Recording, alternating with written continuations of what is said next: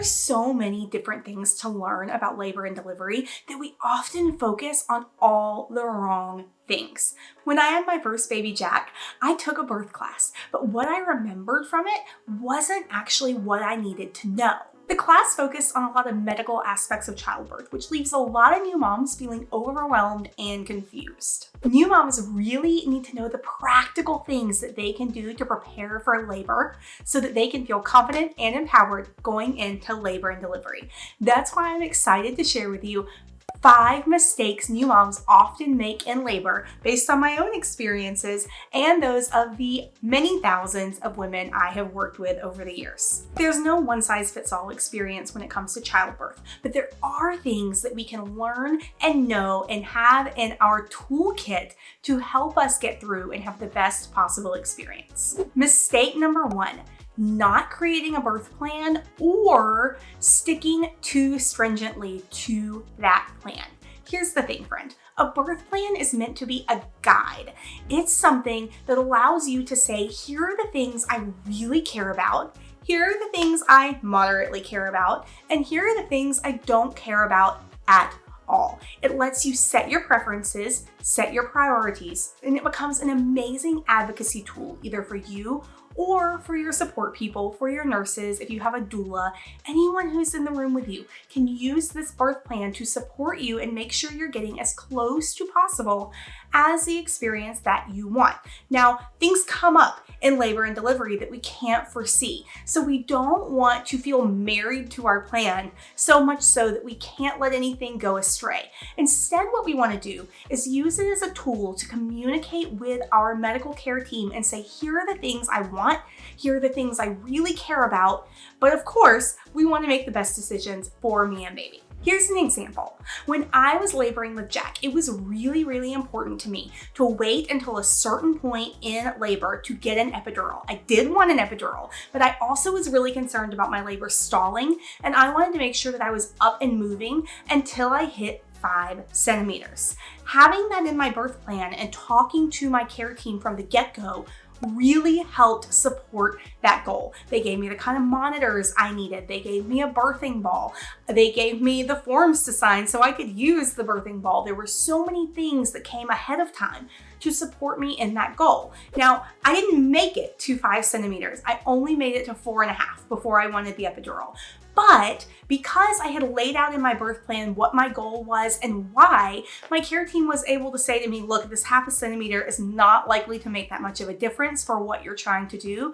We recommend, if you feel like you want the epidural, that you trust yourself and you go ahead and get it. So I was able to feel great about that decision.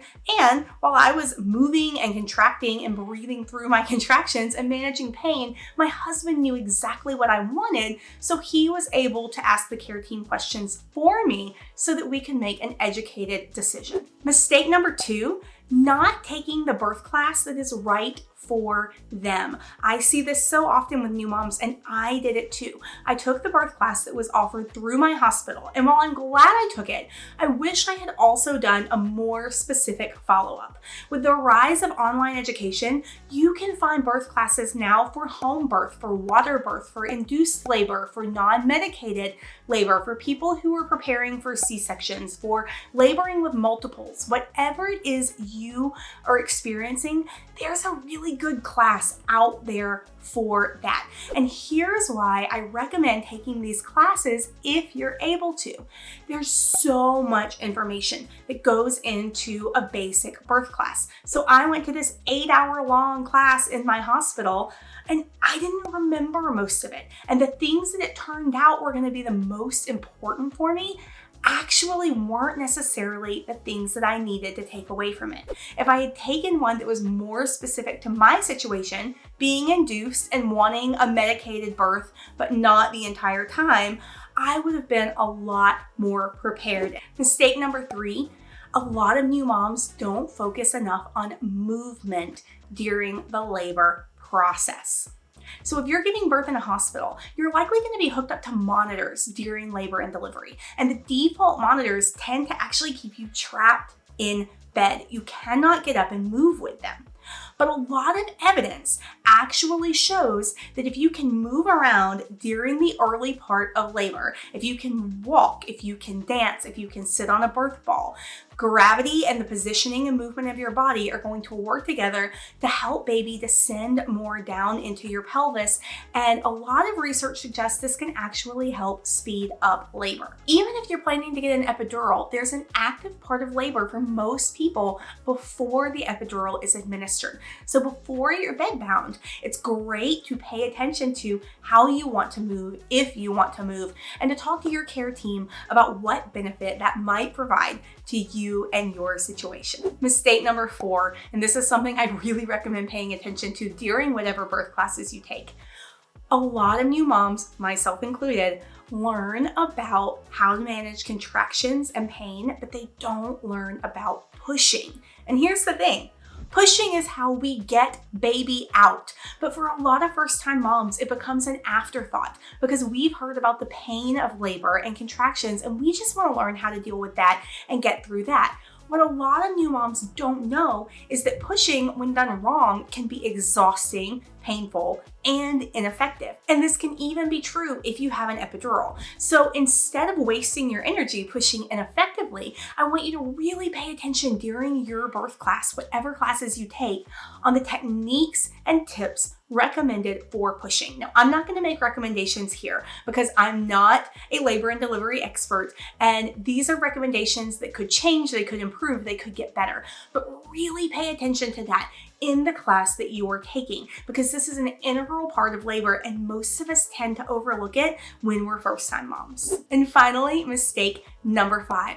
A lot of new moms don't worry about eating or drinking during labor. But there's a lot of evidence that actually goes to show that having some caloric intake while we're laboring can go a really long way in supporting our bodies through this marathon that is childbirth. Now again, I am not the expert. I have looked at some of the research, but this is not my area of study. So I don't want to advise you specifically. Instead, I want to really encourage you to talk to your doctors and your hospital and find out what the different recommendations are. You're not going to be allowed to sit down for a steak dinner during childbirth if you're giving birth in a hospital. But the good news is you're also not going to want to.